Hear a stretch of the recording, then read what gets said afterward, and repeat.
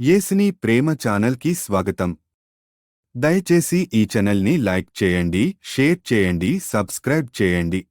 Telugu daily audio Bible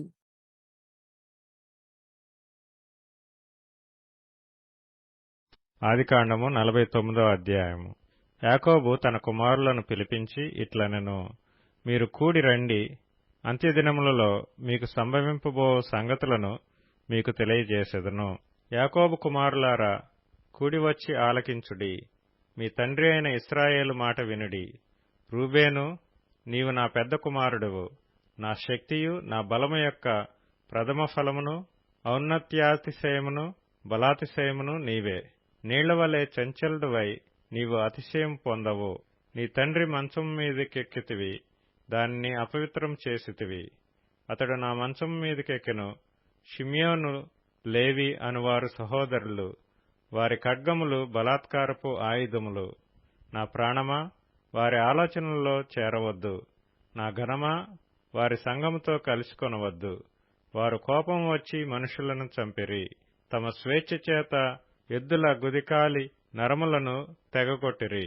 వారి కోపము వేండ్రమైనది, వారి ఉగ్రతయు కఠినమైనది. అవి శపింపబడును. యాకోబులో వారిని విభజించెదను, ఇశ్రాయేలులో వారిని చెదరగొట్టెదను. యూదా, నీ సహోదరులు నిన్ను స్తుతించెదరు. నీ చెయ్యి నీ శత్రువుల మెడమీద ఉండును. నీ తండ్రి కుమారులు నీ ఎదుట సాగిలపడుదురు. యూదా కొదమసింహము, నా కుమారుడా, నీవు పట్టిన దాని తిని వచ్చితివి. సింహం వలన గర్జించు ఆడసింహం వలన అతడు కాళ్లు ముడుచుకొని పండుకొనెను. అతని లేపువాడెవడు? షిలోహు వచ్చు వరకు యూదా యొద్ద నుండి దండము తొలగదు, అతని కాళ్ల మధ్య నుండి రాజదండము తొలగదు. ప్రజలు అతనికి విధేయులై ఇందురు. ద్రాక్షావల్లికి తన గాడిదను, ఉత్తమ ద్రాక్షావల్లికి తన గాడిద పిల్లను కట్టి, ద్రాక్షారసములో తన బట్టలను, ద్రాక్షల రక్తములో తన వస్త్రమును ఉదుకును. అతని కన్నులు ద్రాక్షరసము చేత ఎర్రగాను, అతని పళ్ళు పాలచేత తెల్లగాను ఉండును. జెబూలూను సముద్రపు రేవున నివసించును, అతడు ఓడలకు రేవుగా ఉండును. అతని పొలిమేర సీదోను వరకు నుండును. ఇస్సాకారు రెండు దొడ్ల మధ్యను పండుకొనియున్న బలమైన గార్ధబము. అతడు విశ్రాంతి మంచిదొకటయు, ఆ భూమి రమ్యమైనదొకటయు చూచిన గనుక అతడు మోయిటకు భుజము వంచుకొని వెట్టిచేయు దాసుడగును. దాను ఇశ్రాయేలు గోత్రికుల వలె తన ప్రజలకు న్యాయము తీర్చును. దాను త్రోవలో సర్పముగాను, దారిలో కట్లపాముగాను ఉండును. అది గుర్రపు మడిమలు కరుచును, అందువలన ఎక్కువాడు వెనకకు పడును. యెహోవా, నీ రక్షణ కొరకు కనిపెట్టియున్నాను. బంటుల గుంపు గాదును కొట్టును, అతడు మడిమను కొట్టును. ఆషేరునొద్ద శ్రేష్టమైన ఆహారము కలదు, రాజులకు తగిన మధుర పదార్థములను అతడిచ్చును.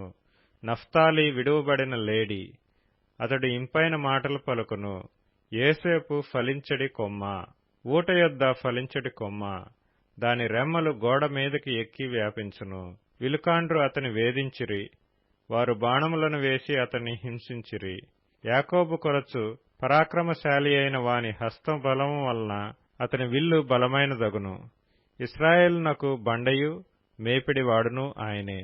నీకు సహాయం చేయు నీ తండ్రి దేవుని వలనను, పైనుండి మింటి దీవెనలతోనూ, క్రింద దాగియున్న అగాధ జలముల దీవెనలతోనూ, స్తనముల దీవెనలతోనూ, గర్భముల దీవెనలతోనూ నిన్ను దీవించు సర్వశక్తుని దీవెన వలనను అతని బాహుబలము దిట్టపరచబడును.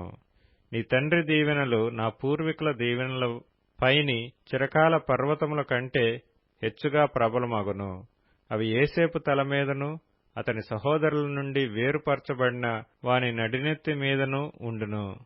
బెన్యామీను చీల్చునట్టి తోడేలు, అతడు ఉదయమందు ఎర్రను తిని అస్తమయమందు దోపుడు సొమ్ము పంచుకొనును.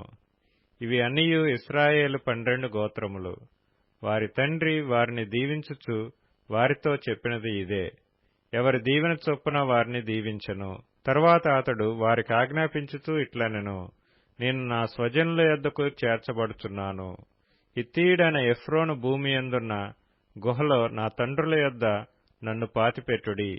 ఆ గుహ కనాను దేశమందలి మమ్రే ఎదుటనున్న మక్పేలా పొలములో ఉన్నది.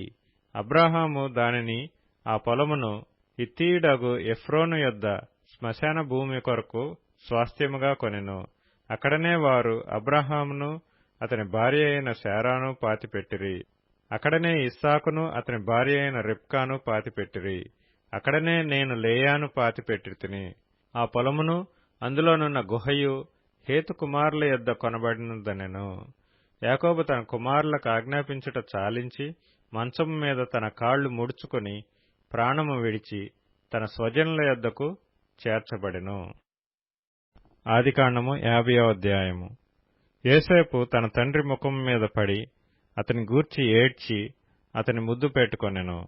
తరువాత యోసేపు సుగంధ ద్రవ్యములతో తన తండ్రి శవమును సిద్ధపరచవలనని తన దాసులైన వైద్యులకు ఆజ్ఞాపించెను.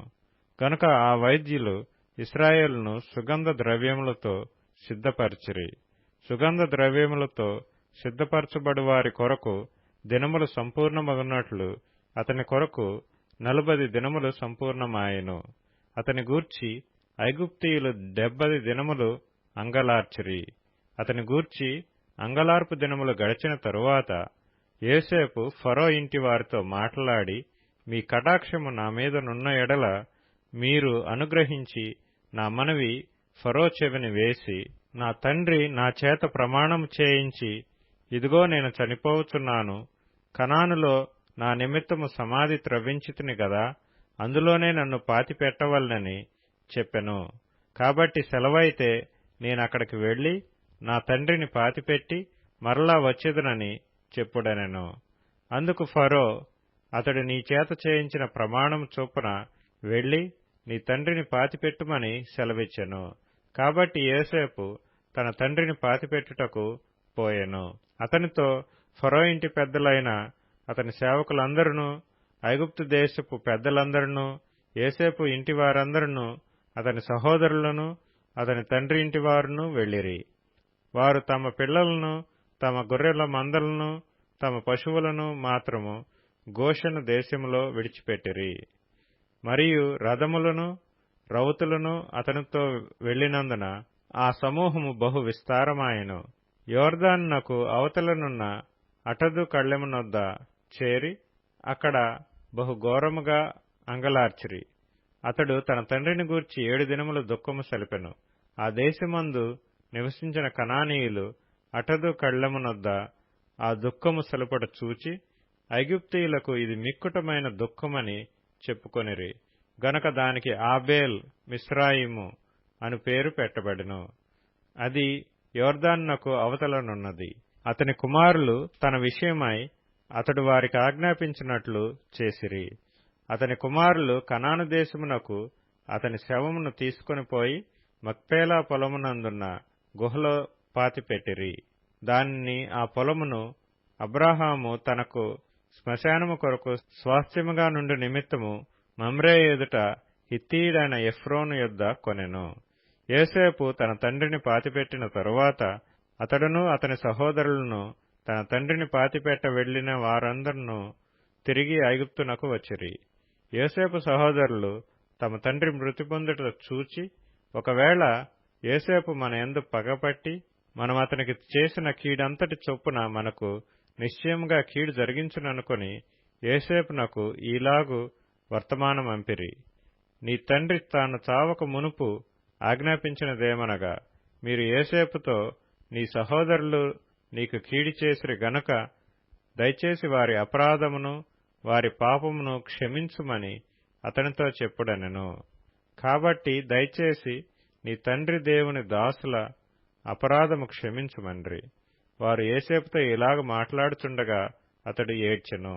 మరియు అతని సహోదరులు పోయి అతని ఎదుట సాగిలపడి, ఇదిగో మేము నీకు దాసులమని చెప్పగా, యోసేపు, భయపడకుడి, నేను దేవుని స్థానమందున్నానా? మీరు నాకు కీడు చేయనుద్దేశించితిరి గాని నేటి దినమున జరుగుచున్నట్లు, అనగా బహు ప్రజలను బ్రతికించున్నట్లుగా అది మేలుకే దేవుడు ఉద్దేశించెను. కాబట్టి భయపడకుడి, నేను మిమ్మును మీ పిల్లలను పోషించెదనని చెప్పి వారిని ఆదరించి వారితో ప్రీతిగా మాట్లాడెను. యోసేపు అతని తండ్రి కుటుంబపు వారును ఐగుప్తులో నివసించిరి. యోసేపు 110 సంవత్సరములు బ్రతికెను. యోసేపు ఎఫ్రాయిము యొక్క 3వ తరము పిల్లలను చూచెను.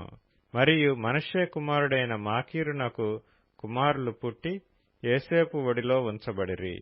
యోసేపు తన సహోదరులను చూచి, నేను చనిపోవచున్నాను, దేవుడు నిశ్చయముగా మిమ్మును చూడవచ్చి ఈ దేశములో నుండి తాను అబ్రాహాము, ఇస్సాకు, యాకోబులతో ప్రమాణం చేసి ఇచ్చిన దేశమునకు మిమ్మును తీసుకొని పోవునని చెప్పెను.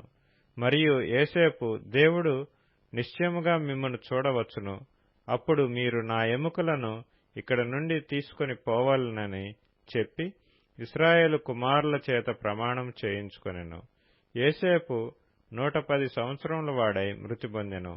వారు సుగంధ ద్రవ్యములతో అతని శవమును సిద్ధపరిచి ఐగుప్తు దేశమందు ఒక పెట్టెలో ఉంచిరి. మత్తయి సువార్త 15వ అధ్యాయము.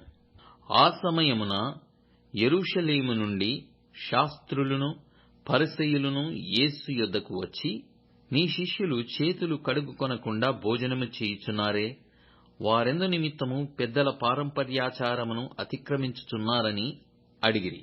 అందుకాయన, మీరును మీ పారంపర్యాచారము నిమిత్తమై దేవుని ఆజ్ఞను ఎందుకు అతిక్రమించుచున్నారు? తల్లిదండ్రులను ఘనపరచుమనియు తండ్రినైనను తల్లినైనను దూషించువాడు తప్పక మరణము పొందవలెననియు దేవుడు సెలవిచ్చెను. మీరైతే ఒకడు తన తండ్రినైనను తల్లినైనను చూసి, నా వలన నీకేది ప్రయోజనమగునో అది దేవార్పితమని చెప్పిన ఎడల అతడు తన తండ్రినైనను తల్లినైనను ఘనపరచనక్కరలేదని చెప్పుచున్నాను. మీరు మీ పారంపర్యాచారము నిమిత్తమై దేవుని వాక్యమును నిరర్థకము చేయుచున్నారు. వేషధారులారా, ప్రజలు తన పెదవులతో నన్ను ఘనపరచుదురు గాని వారి హృదయము నాకు దూరముగానున్నది. మనుష్యులు కల్పించిన పద్ధతులు దేవోపదేశములని బోధించుచు వారు నన్ను వ్యర్థముగా ఆరాధించుచున్నారు అని యెషయా మిమ్మును గూర్చి ప్రవచించిన మాట సరియే అని వారితో చెప్పి, జనసమూహములను పిలిచి, మీరు విని గ్రహించుడి. నోటపడునది మనుష్యుని పవిత్రపరచదు గాని నోట నుండి వచ్చునదియే మనుష్యుని అపవిత్రపరచునని వారితో చెప్పెను. అంతటా శిష్యులు వచ్చి, పరిసయ్యులు ఆ మాట విని అభ్యంతరపడిరని నీకు తెలియనా అని ఆయనను అడగగా, ఆయన, పరలోకమందున్న నా తండ్రి నాటని ప్రతి మొక్కయు పెళ్లగింపబడును, వారి జోలికి పోకుడి. వారు గ్రుడ్డివారయుండి గ్రుడ్డివాడు గ్రుడ్డివానికి త్రోవ చూపిన ఎడల వారిద్దరూ గుంటలో పడుదురు గదా అనెను. అందుకు పేతురు, ఈ ఉపమాన భావము మాకు తెలుపమని ఆయనను అడగగా, ఆయన, మీరును ఇంతవరకు అవివేకులయ్యున్నారా? నోటిలోనికి పోవునదంతయు కడుపులో పడి బహిర్భూమిలో విడువబడును గాని నోట నుండి బయటికి వచ్చునవి హృదయములో నుండి వచ్చును. ఇదే మనుష్యుని అపవిత్రపరచునని మీరు గ్రహింపరా? దురాలోచనలు, నరహత్యలు, వ్యభిచారములు, వేశ్యాగమనములు, దొంగతనములు, అబద్ధ సాక్ష్యములు, దేవదూషణలు హృదయములో నుండియే వచ్చును.